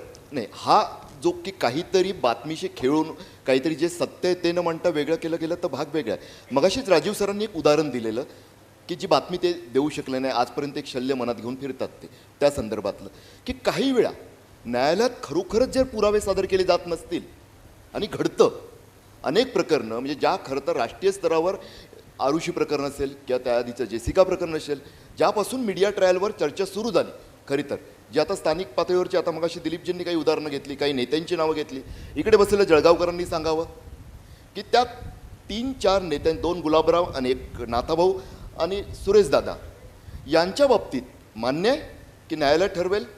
मान्य आहे ना. मात्र केवळ आणि केवळ माध्यमांमध्ये बातम्या आल्या त्यामुळे तसं घडलं का? काही घडत होतं ते केवळ बातमी आम्ही दिली. उलट कौतुक झालं पाहिजे माध्यमांचं की कोणत्याही आमिषाला बळी न पडता बड्या धेंडांच्या विरोधात जर एखादी बातमी दिली जात असेल तर कौतुक करा ना. मगाशी म्हटलं तसं महीजींनी ही पब्लिक ट्रायल आहे. जनतेच्या मनात जो असंतोष दडलेला असतो आणि जे समोर सत्य दिसतंय, आमच्या यावलच्या रावेरच्या सामान्य शेतकऱ्याला जे मिळत नसतं ते एखाद्या मंत्र्याच्या शेतात जर दिसत असेल, मगाशी जो उदाहरण दाखल म्हणजे वारुंजीकरांनी म्हटलं की 40,000चं रेशन कार्ड तयार करून देणं, तर काय करावं? दडपून टाकावं, वाट पाहत बसावं की कधीतरी प्रामाणिकपणे आपल्याकडे होईल, सत्ताधारी पक्षातले लोक योग्य तो निर्णय घेऊन न्यायालयात योग्य ते पुरावे सादर होतील आणि आता जी क्लीन चिट मिळते तशी न मिळता म्हणजे हे सर्व असं गृहीत धरायचं आणि त्यानंतर आपलं काम थांबवायचं तोपर्यंत जोपर्यंत योग्य न्याय मिळत नाही. मला असं वाटतं की माध्यमं तेवढा संयम दाखवणं कदाचित शक्य होणार नाही, मनाला पटणार नाही, खूपच राहील. वारुंजीकर साहेबांनी जो मुद्दा उपस्थित केला त्याविषयी म्हात्रे साहेब आपण थोडं सांगावं. एक त्यांनी जो मुद्दा केला की सोशल मीडियावरती या क्षणाला कोणाचाच कंट्रोल नाही आहे, त्यामुळे त्याच्यामध्ये नको असलेले शब्द, नको असलेल्या रचना, नको असलेली चित्र सगळीच्या सगळी तुमच्यापर्यंत पोहोचतात आणि आपल्याला त्याचं एक हे कारण असं आहे की because nobody is responsible. तर म्हणून जर इतर मीडियावरती सुद्धा वेळेवरती रिस्ट्रिक्शन्स नाही घातली तर हा परिणाम नाही का होऊ शकणार? थोडंसं एक 10 सेकंद फक्त घेतो. काय होतं तो बघा, वृत्तपत्रावरती आपण लोक अवलंबून होतो. वृत्तपत्र आता इलेक्ट्रॉनिकमध्ये काय चालतंय ते बघून त्याप्रमाणे आपली भाषा किंवा हे बदलताना दिसतात. आता मला याच्यापेक्षा पुढची भीती दिसतीये, सोशल मीडियामध्ये खिशात असलेल्या फोनवरती काय चालतंय हे बघून हे दोघं कदाचित बदलतील का काय आपली भाषा, अशी भीती वाटते. नाही, तुम्ही बदलतील काय हा प्रश्न उपस्थित केला, पण गेल्या 5 वर्षामधल्या जगातल्या महत्त्वाच्या घटना ज्या घडलेल्या आहेत त्या महत्त्वाच्या घटनांची तुम्ही माहिती घ्या. अगदी ते हडसन रिव्हरवर विमान उतरलं होतं बर्फाच्या त्यापासून तर ओसामा बिन लादेनची गेम झाली त्यापर्यंत आणि आत्ताच्या लेटेस्ट इव्हन पंतप्रधान नरेंद्र मोदी असोत किंवा देवेंद्र फडणवीस असोत त्यांचे महत्त्वाचे निर्णय ते ट्विट करतात किंवा फेसबुकवर घोषित करतात. ही परिस्थिती आहे. त्यामुळे येणार नाही ते आता सुरू झालेलं आहे आणि सोशल मीडिया हा व्यापक पद्धतीने लोकांशी संवाद साधण्याचा मार्ग आहे. यावर जगभरातील सगळ्या महत्त्वाच्या लोकांचं एकमत आहे. त्यामुळे त्याच्याबद्दल आपण तो टाकाऊ आहे किंवा तो आक्षेपार्ह आहे असं विधान कोणीही करू नये, वकिलांनी तर अजिबात करू नये. कारण तुम्ही ज्या पद्धतीने आता आमचं जे जीवनमान आहे, आमचं जगणं हे मोबाईल केंद्रित झालेलं आहे आणि मोबाईल म्हणजे आमच्या शरीरात, मी त्याला extended part of our body म्हणतो, आमच्या शरीराचा अविभाज्य घटक आहे. तो कान आहे, डोळा आहे, मेंदू आहे, अनेक गोष्टी त्या मोबाईलमध्ये असतात. म्हणजे मोबाईल ही अशी गोष्ट आहे की जी माणूस कधीच कुठे विसरत नाही आणि विसरला तर त्याचा जीव थाऱ्यावर राहत नाही, घरात असो की ऑफिसमध्ये असो. तर त्या मोबाईलवर, त्या स्मार्टफोनवर जर स्मार्टली जगण्याचे, स्मार्टली माहिती मिळवण्याचे मार्ग उपलब्ध असतील तर ते आपण स्मार्टली वापरले पाहिजेत. आपल्याकडे दुर्दैवाने हे जे सगळं संशोधन होतं, हे जे सगळे शोध लागतात, नवतंत्रज्ञान येतं, या नवतंत्रज्ञानासाठी जे संशोधन करायला लागतं ते संशोधन भारतात होत नाही. त्यामुळे हे जे नवतंत्रज्ञान आहे, हे नवतंत्रज्ञान वापरण्याची जी एक सैद्धांतिक बाजू असते, कोड ऑफ कंडक्ट असतं, ते आपल्याकडे कोणालाही वापरावंसं वाटत नाही. मी अमेरिकेतल्या, फ्रान्समधल्या, जर्मनीमधल्या, कोरियातल्या, इस्रायलमधल्या अनेक वेगवेगळ्या देशांमधल्या विद्यापीठांमध्ये गेलेलो आहे. त्या विद्यापीठांमध्ये ना मला विद्यार्थ्याच्या हातात मोबाईल दिसला ना त्याच्या शिक्षकांच्या हातात मोबाईल दिसला. मी सहज म्हणून विचारलं की इथे मोबाईल वापरायला बंदी आहे का, तर ते म्हणाले नाही, अशा पद्धतीची काहीच बंदी नाही आहे. पण ती बंदी त्या लोकांनी आपल्यावर लादून घेतलेली होती. त्यामुळे सोशल मीडियाला अँटी सोशल बनवणं किंवा अँटी सोशल म्हणून त्याची संभावना करणं हे चुकीचं आहे. सोशल मीडियाचे जे प्लस पॉईंट्स आहेत, सोशल मीडियाची जी ताकद आहे, ही ताकद इतकी आहे की ती ताकद एका देशाचं सरकार उलटून टाकू शकतं. पिंक रेव्होल्युशनने दाखवून दिलेलं आहे. ही ताकद इतकी आहे की नरेंद्र मोदीसारख्या माणसाला, ज्याचं गुजरातच्या पलीकडे वलय नव्हतं, त्याला 1.5-2 वर्षामध्ये देशाच्या केंद्रस्थानी आणून बसवू शकते. तर या ताकदीकडे आपण अधिक गांभीर्याने बघितलं पाहिजे. त्याचा कसा वापर करावा, सोशल मीडिया कशा पद्धतीने आपल्याला उपयुक्त ठरू शकतो, याचे प्रशिक्षण घेण्याची आता गरज निर्माण झालेली आहे. आणि त्याच्या जोडीला सायबर लॉज अधिक कठोर करण्याची, सायबर लॉज अधिक काटेकोर करण्याची वेळ आलेली आहे. आपल्याकडे सायबर लॉज नाही आहेत. जर असले तर त्याची अंमलबजावणी करण्याचं ज्ञान पोलीस व्यवस्थेला नाही आहे. आणि त्यामुळे आपल्याकडे सगळ्या गोष्टी बिनभोपाट चालतात. 2.5 वर्षापूर्वी एका मुलीने आपल्या मैत्रिणीच्या विरुद्ध ट्विट केलं म्हणून हंगेरीमध्ये तिला अटक झाली होती. आजही अमेरिकेतील कोर्टामध्ये सोशल मीडियावर जर ज्या लोकांनी एकमेकांच्या विरुद्ध चुकीच्या गोष्टी केलेल्या आहेत, त्यांच्या केसेस येण्याचं प्रमाण प्रचंड वेगाने वाढत चाललेलं आहे. आपल्या कोर्टात मात्र त्या अपवादाने पाहायला मिळतात. त्यामुळे आता लोकांनी या सगळ्या गोष्टी अधिक चांगल्या पद्धतीने समजून घेतल्या पाहिजेत. आणि सोशल मीडिया हा आपल्या जीवनाचा अविभाज्य घटक आहे हे मानून आपण तो स्वीकारावा. आणि मग त्याच्या वापराची संहिता आपणच तयार करावी. आमच्या माध्यमांची त्यामध्ये खूप मोठी भूमिका आहे. आम्ही अधिक चांगल्या पद्धतीने, अधिक परिणामकारक पद्धतीने सोशल मीडिया वापरण्याचा प्रयत्न करत असतो. आमच्या बातम्या सोशल मीडियाच्या माध्यमातून लोकांपर्यंत पोहोचवण्याचा प्रयत्न करत असतो, कारण भविष्य त्यामध्ये आहे. That is a future media. आणि मी तुम्हाला सांगतो, हा सध्याचा महिना ऑगस्ट महिना चाललेला आहे. पुढच्या ऑगस्टपर्यंत आपण सगळेजण 4Gने अशा पद्धतीने जोडले जाऊ की तुम्ही बरेच जण, आपण जी पारंपरिक पद्धत आहे ना टी व्ही पाहण्याची, किंवा पारंपरिक पद्धत आहे वर्तमानपत्र वाचण्याची, या सगळ्या गोष्टीपासून हळूहळू दूर जायला लागलेलं असू. कारण आज युरोपमधले 25 वर्षाच्या आतील जवळपास 85% मुलं मुली इंटरनेटवर बातम्या पाहतात, इंटरनेटवर बातम्या वाचतात आणि इंटरनेटवर जगतात. त्यामुळे हे आभासी विश्व आपल्याला जरी त्याच्याबद्दलचे वेगवेगळे भास निर्माण करणारं असलं तरी पण ते वास्तव आहे हे आपण सगळ्यांनी ध्यानात ठेवलं पाहिजे. आपण मीडियाच्या ताकदीचा उल्लेख केला म्हणून फक्त सांगावं असं वाटतं की इंग्रजीतली म्हण आहे की power corrupts and absolute power corrupts absolutely. तर मीडिया पॉवरकडून ॲब्सोल्यूट पॉवरकडे जर आता जायला लागली असेल, म्हणून असं वाटतं की त्याच्यावर काही रिस्ट्रिक्शन्स आवश्यक आहेत का नाही, हा आपला आता खरा आजचा मुद्दा होता. मला वाटतं आपण जे ठरवलं होतं म्हणजे संध्याकाळी 6ला बरोबर आपण कार्यक्रमाला चर्चेला सुरुवात केली. मी या सगळ्या मान्यवरांना सांगितलं होतं की आपण साधारण 1.5 तासाचा कार्यक्रम ठेवणार आहोत. म्हणजे 7:30पर्यंत कार्यक्रम अपेक्षित होता. मला कुणीही उठलेलं अजून दिसलं नाही. त्याच्यामुळे एक 15 मिनटं वरची जरी झाली तरी मी दोघांची परवानगी घेतली की थोडा वेळ आणखीन चालू देऊ. पण मी एकच सांगतो जाता जाता, मला आत्तापर्यंत ठाऊक होतं की जळगावात सोन्याचा व्यापार खूप मोठ्या प्रमाणात असतो. पण जळगावात सोन्यासारखी माणसं आहेत हे या ट्रायलच्या निमित्ताने बघायला मिळालं. म्हात्रे साहेब, आम्हा घरी धन शब्दाची चरत नाही. तर मी असं म्हणतो आता की आपण शस्त्र यत्न करू.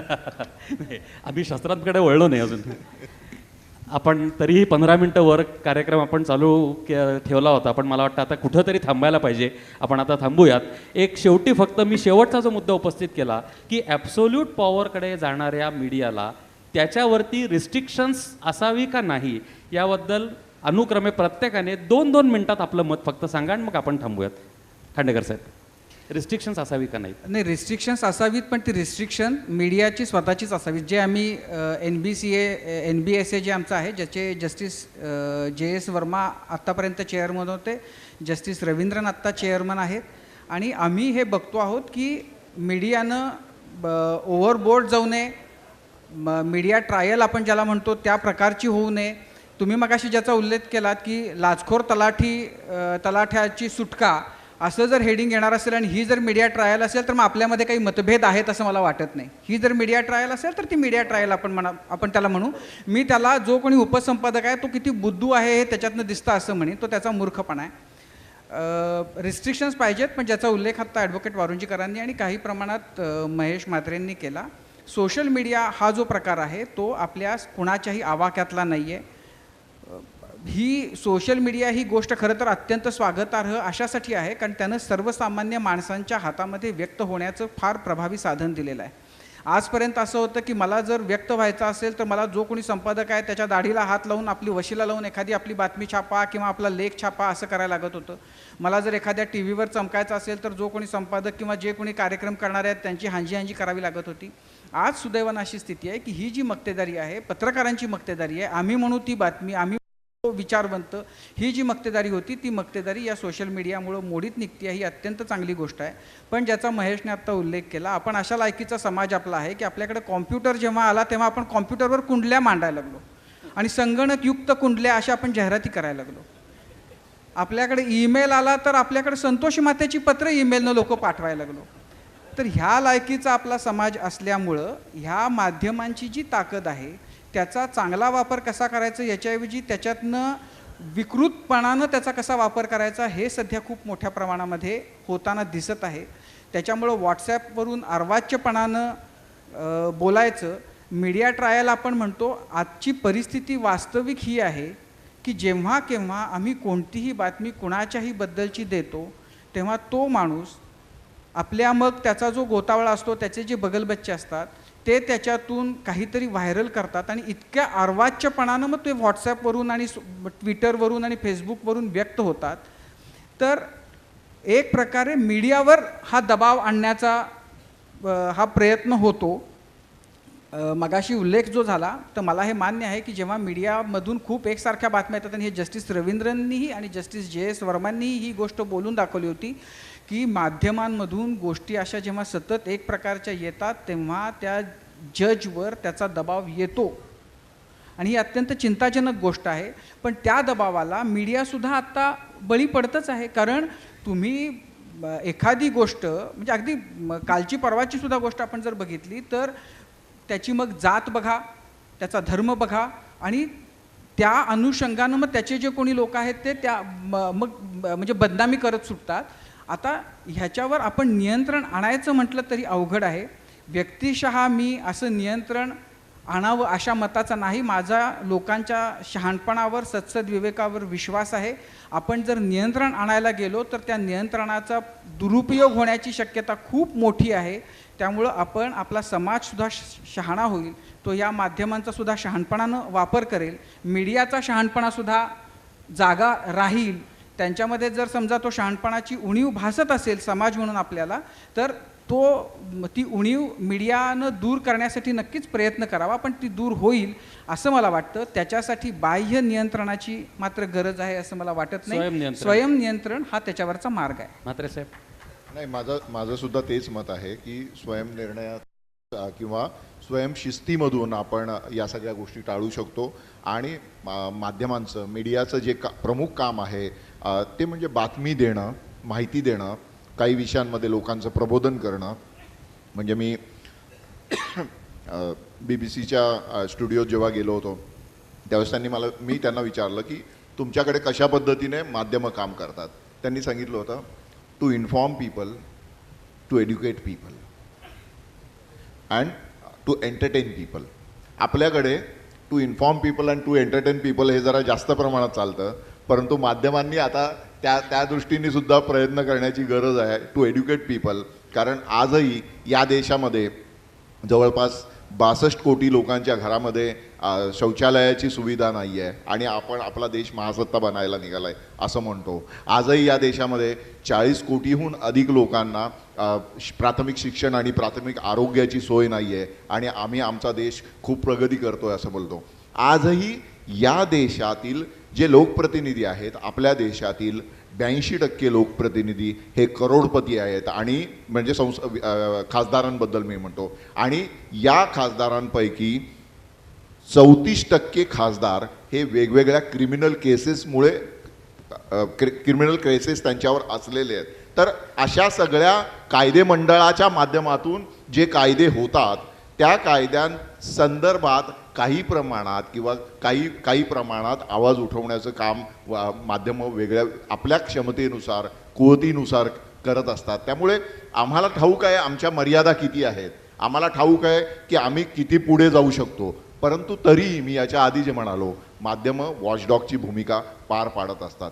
एका शायरने म्हटलं की काय करू शकतात आमच्याकडचे नेतृत्व करणारी मंडळी, धरा लूट लेंगे अनल लूट लेंगे, गगन लूट लेंगे चमन लूट लेंगे, कलम के सिपाही अगर चुप रहे तो वतन के पुजारी वतन लूट लेंगे. भोयटे साहेब काय मत, to restrict or not to restrict? मला असं वाटतं की नियंत्रण आणण्याचा जर तसा प्रयत्न केला गेला तर त्याचा गैरफायदा होण्याची शक्यता जास्त असते. म्हणजे वारुंजीकरांनी सुद्धा ज्या परिपत्रकाविरोधात आवाज उठवलेला तशी परिपत्रकं हे एक उदाहरण आहे की कशा प्रकारे जिथे जिथे संधी मिळते तिथे ते सत्तेत बसलेले कुणीही असो ते गळा घोटण्याचा प्रयत्न करत असतात. मला असं वाटतं की नियंत्रण तर आहेच, मात्र त्यापेक्षाही मला लोकांवर जास्त विश्वास आहे. त्यांच्या हाती जो रिमोट कंट्रोल आहे ना किंवा त्यांच्या हाती कोणतं वृत्तपत्र वाचायचं की नाही, एक छोटंसं उदाहरण देतो मी. राष्ट्रीय स्तरावरचा जर विचार केला की काही चॅनल्सनी काही वेगळे अगदीच ज्याला थिल्लर म्हणता येईल तसे प्रयोग करून अल्पकाळ एक प्रचंड लोकप्रियता मिळवली होती. TRP रेटिंगच्या नावाने अगदी समाजचा समाज कोणी ज्यांना कळत नसतं ते सुद्धा बोटं मोडत असतात, मात्र ते खूप एक प्रभावी माध्यम आहे.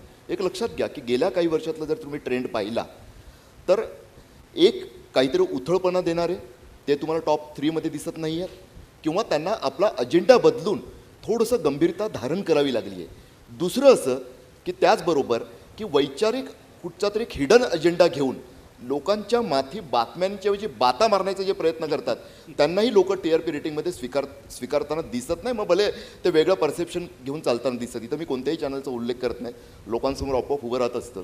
हेच रिजनल लेवलला सुद्धा तुम्हाला दिसतं. त्यामुळे लोक आहेत ते खूप प्रभावी आहेत आणि त्यांना खूप चांगलं कळतं. म्हणजे स्वयंनियंत्रणाच्या जोडीने लोकनियंत्रण हाही एक पर्याय आपण सुचवलेला आहे. वारुंजीकर साहेब?